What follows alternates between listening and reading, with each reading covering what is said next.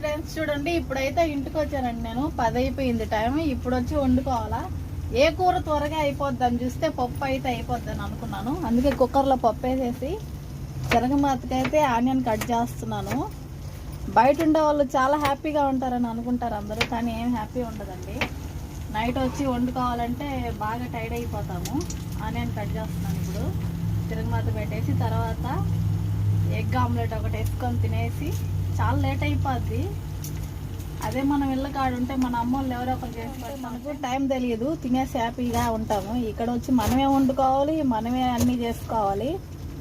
చాలా నీరసంగా కూడా ఉంటుంది ఇవన్నీ చేసుకొని తినేటప్పటికి. టైం కూడా అయిపోద్ది, ఆకలి కూడా అయిపోద్ది. ఎందుకంటే వండుకొని తినేటప్పటికి లేట్ అయిపోద్ది కదండి.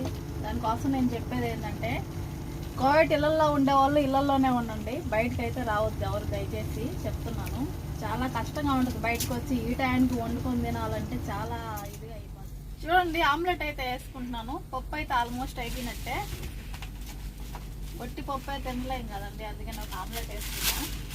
కాంబినేషన్ అదిరిపోద్ది పప్పు ఆమ్లెట్.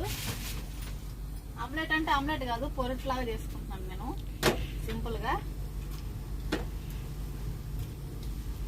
కోవిడ్లో ఇన్ని కష్టాలు పడి బయట ఉంటున్నాం మేము. అందరికీ చెప్పేది ఏంటంటే, అదే బయట అయితే దయచేసి ఎవరు రావద్దు, ఇళ్లలో ఉండండి. ఇళ్లలోనే ప్రశాంతంగా ఉంటుందండి.